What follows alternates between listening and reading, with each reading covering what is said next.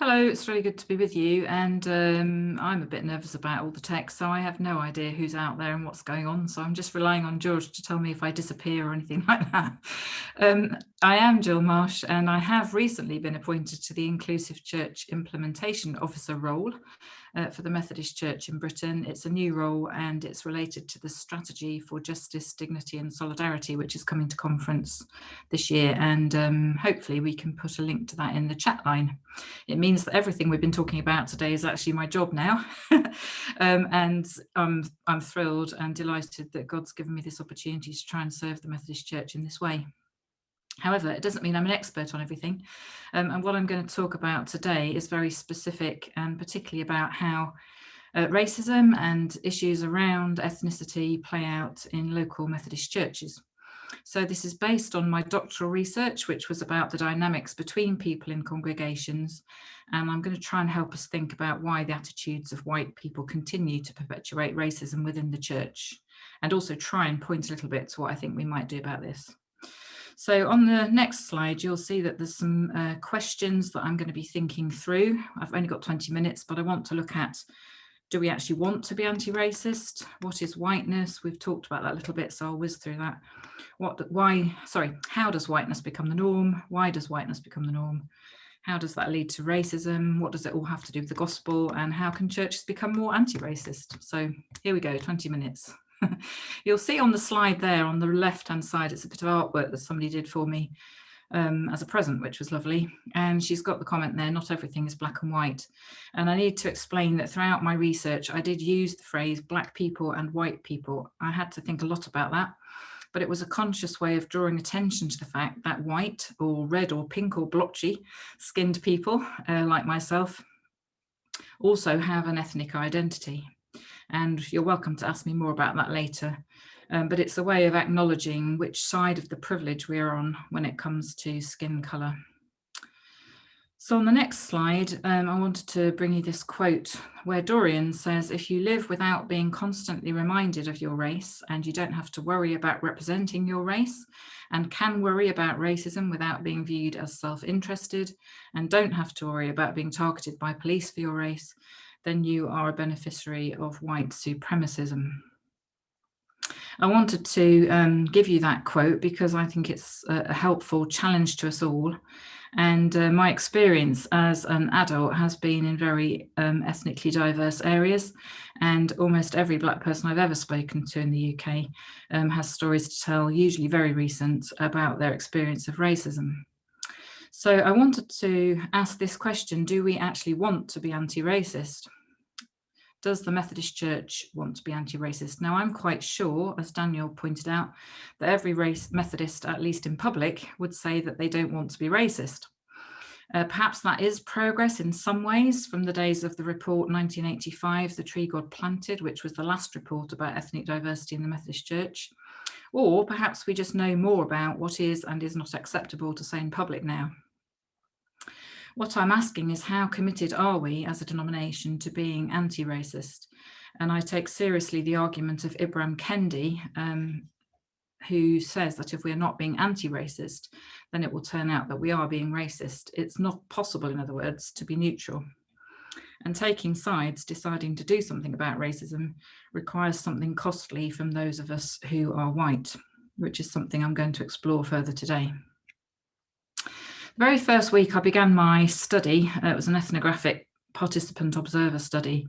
I explained to one of the elderly white members there what I was finding out about, and she said, yes, we do have people from different backgrounds here, but it doesn't make any difference to me.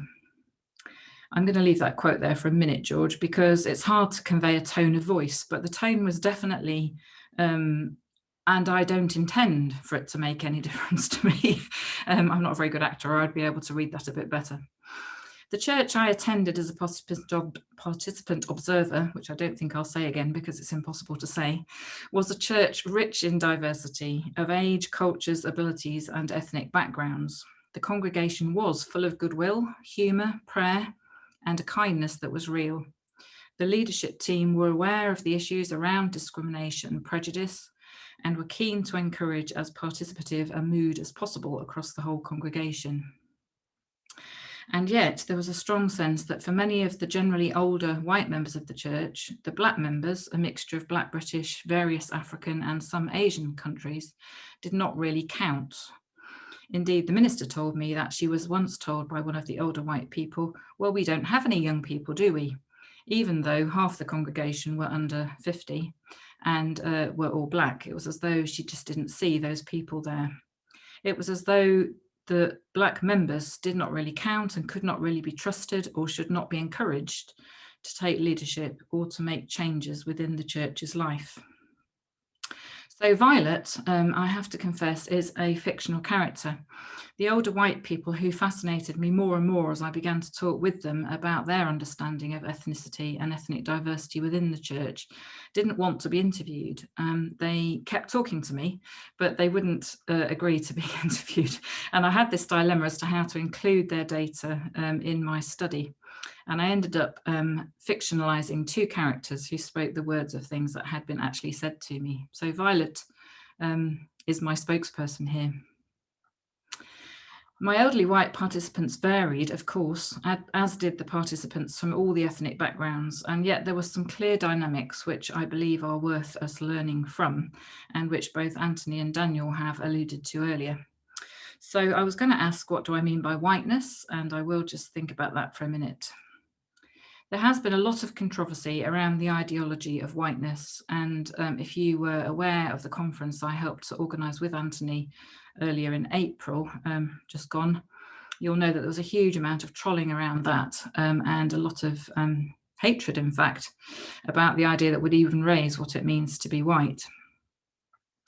You'll also know probably that there's a growing field of whiteness studies in relation to many academic disciplines, and I'm convinced of the importance of the need for Christians to engage our theology and our faith in dialogue with whiteness studies, because both whiteness studies and our faith are about our identity and can help us think about the kind of human beings that we believe God calls us to be. Jennings' essay in 2018, which is challengingly titled, "Can White People Be Saved?" spells out the concept of whiteness which I used in my research. Jennings describes the history of racism, which he says is inextricably linked with the history of Christianity. He explains the development of empire and of the transatlantic slave trade, and the concept of white skin as a way of measuring others unfavourably, of dehumanising others, as a means for justifying the taking of people away from their land and treating them not as fellow human beings, but as property. And in fact, I love the way that he links both our environmental and ecological crisis that we're in with the general acceptance of the idea that white people are better, superior than others. He points out that this is a history that we yet live within, a history where whiteness as a way of being in the world has been parasitically joined to a Christianity that is also a way of being in the world. And he says it was the fusion of these two realities that gave tragic shape to Christian faith in the New World. Whereas many have claimed that this was in the past and that it has nothing to do with us today, I wanted to bring you this other quotation from Jennings because I agree with it. Many people do not see this as a deep problem or even as a problem. They have made whiteness an irreversible accident of history or even an attribute of creation. That whiteness is a problem remains an elusive point to get across because too many people have no idea what to do with such a concept. So I want to really emphasize what Anthony said. He used a word for skin I can't remember and was a bit fancy, but he was basically saying this is not about skin color. It's not about whether you are have the kind of skin color that I have got. It's about an attitude, which is much more than an attitude because it has completely infiltrated all our ways of thinking. In white majority societies, like much of the UK, white people live as though there is no question about how things should be. Perhaps all human beings see their own culture as how things should be, as being the norm against which they measure other cultures. One definition of culture is how things are around here. However, the combination of being in the majority as white people, combined with the toxic legacy of multiple ways in which whiteness has been considered to be superior, leads to an overwhelming assumption that white is right and that anything different is to be resisted, due to often deeply unconscious ideas, such as those examined in Afua Hirsch's brilliant book, British. Certainly, I found that among my white participants, there was no recognition that they themselves had any ethnicity. Rather, it was the others who looked different who were considered to be ethnic. One of my participants, Steve, told me one day I was feeling homesick and I wore what I'd have worn to church in Ghana. My friend Paul said, "Wow, I love your Sunday best outfit. It's so ethnic." I wish I'd been quick enough to say, "And your lovely suit looks so ethnic too." We were both just wearing what we thought celebrates God's love best. In a really fascinating essay called White Practical Theology, Beaudoin and Turpin explained that their article was an afterthought, that despite being in a book of collected articles about diverse theologies, there was no article planned about white theology. It was assumed initially by the editors that all the theology not talked about was the normal theology, and that they were looking at the different theologies when compared with the normal.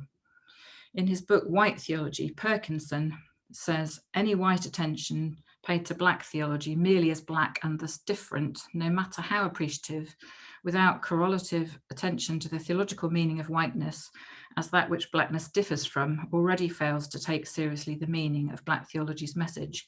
And I've been grateful to Anthony Ruddy for years for his persistence in arguing that white Christians and white theologians really need to think more about what it means to be white.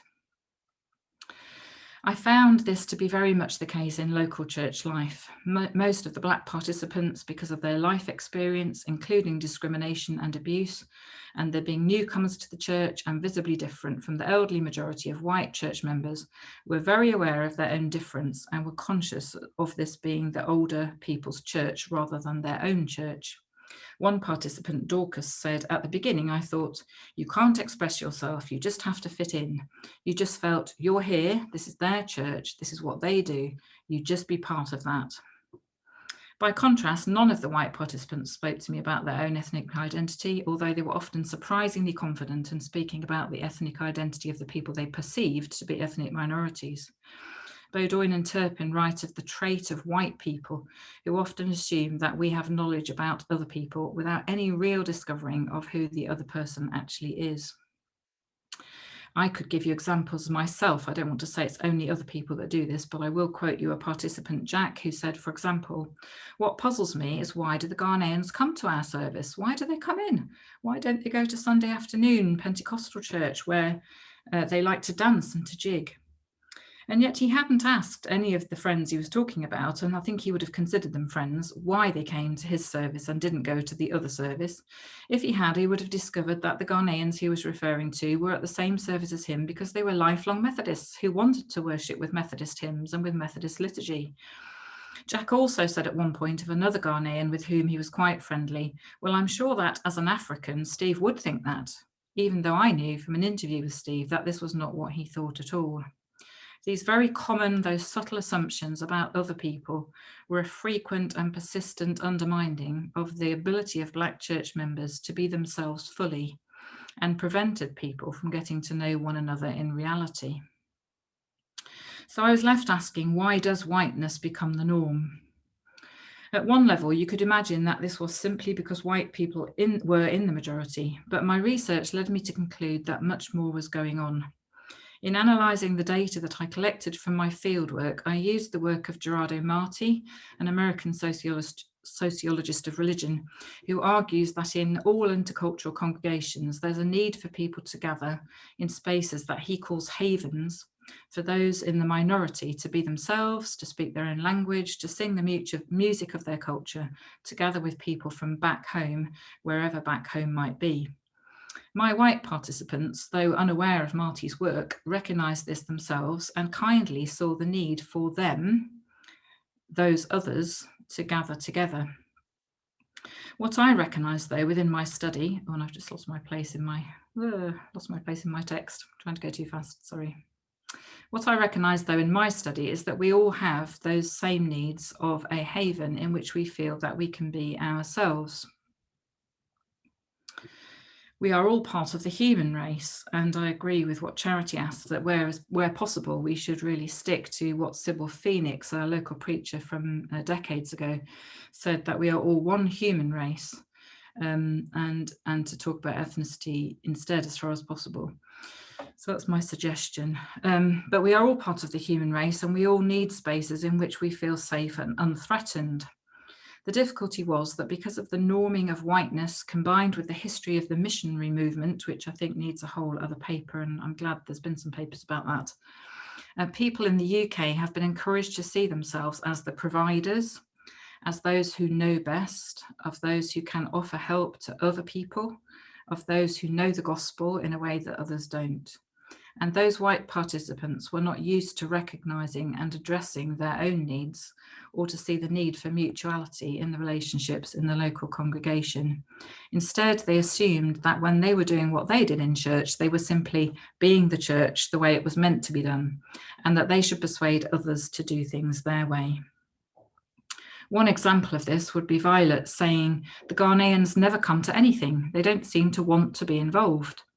Yet in fact, the Ghanaians supported most things at the church, just not the particular activities that Violet herself enjoyed as her own haven, and which she believed should be attended by everybody, regardless of whether or not those activities were at times that were suitable for them. So how does this norming of whiteness lead to racism? One definition of racism is prejudice plus power. As the white people of the church had been the ones making the decisions for years, they had welcomed new people, but had seen this as their own act of kindness, rather than as a reflection of God's inclusion of all the members, themselves equally included. Their fear of things changing inside the church, as indeed things had changed around them outside the church in the community, made them determined to keep the church's practices as they had been in the past. Whereas we all have the commandment of Jesus to love our neighbours as ourselves, some of the white participants expressed to me their own fear that they might end up in the minority. Paul put it this way: one thing which I think bothers some members is that if we're not careful, we're going to lose control of our church. I don't think we will. I mean, but it's we oldies, I suppose. We know we're dropping off the shelf. We know it's got to change, and we've got to face that. And I think God will guide it as how to change. So we don't need to worry about it as long as we listen. That's what I think about it. But there is a worry. This fear which Paul expressed and which others mentioned to me often, although without often noticing what they were actually saying, were fellow church members and often friends with black members. This fear stopped the black members, who were often fellow church members and friends, from feeling as though they were equally welcome, as they were as themselves. It stopped them from being able to introduce some of the changes that would have helped them to worship. It meant the need for the white participants to keep the culture of the church as it had been in order to provide them with the haven that they needed, prevented the church as a whole from together developing a new culture, which could then have been equally participative for all the members. There's another slide now, which is going to show you the title of the strategy. I keep going on about it. I'm going to whiz over that quote simply because it's quite a long one. But just to let you know, there are quite a lot of quotes in the report that you'll be able to find online, which describe the experiences of Black people being marginalised within the church. And she ends with saying, "I wish I didn't feel so alone in church." So what does this have to do with the gospel? Within the new strategy coming to conference this year, there's a basic theology which says that God has chosen to make us all, the whole human race, in his image, and that God's intention is for us to learn about God as we learn about one another, with our different experiences of life made in the image of God. Methodists, as Daniel really helpfully pointed out to us, have the basic belief that we are all children of God, equally brothers and sisters in Christ. So how then do we live out that belief and open ourselves to learning more of God as we learn more from one another? I used the work of Michael Jagassar, who argues for the need for what he calls moral imagination in church life in order to enter into the intercultural life to which God calls us. I think one of the things that we can certainly do is to read and to watch on television and to listen to on YouTube or wherever the views of people from backgrounds that are different from our own, whoever we are, in order to be open to diversity and to learn more of God. And he says a moral imagination is vital for becoming intercultural. Imagination evokes a passion for the possible that dissents from static arrangements. It encourages desire. Imagination refers to the power to sort, to shape, and to integrate disparate elements of varied social worlds, using images, symbols, stories, theories, and rituals. To imagine is to make constellations of things that matter, which prod, comfort, surprise, shock, and give meaning. In particular, I'm interested in moral imagination as a resource for churches' integrity to express their intercultural vocation in public. The moral imagination of becoming intercultural seeks to move beyond dialogue and inclusion to justice in the making.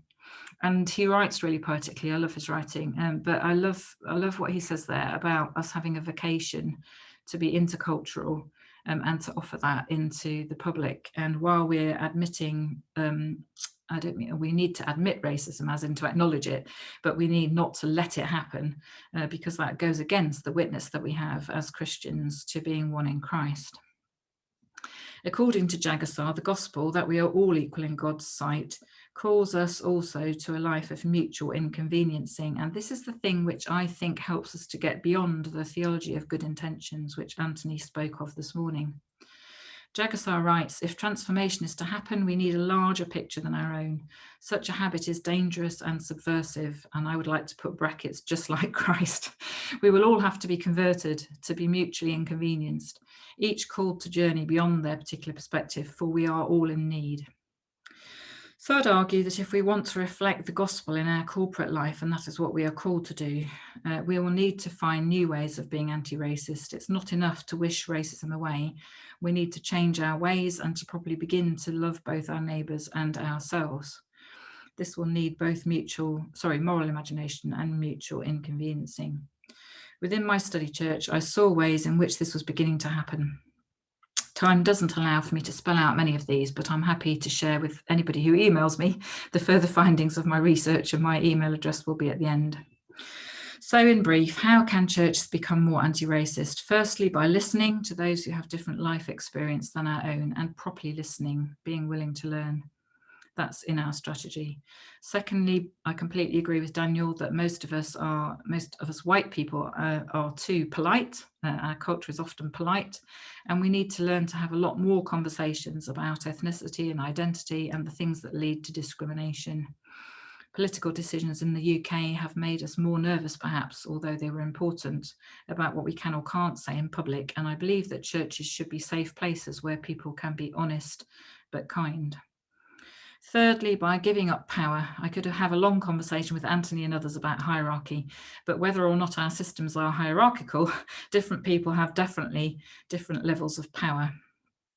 And we need to be very clear that if we as white people are going to be anti-racist, we need to be willing to give up power. So I was going to finish with 2 stories, but I think I'm going to stop now because then George, people can ask me questions.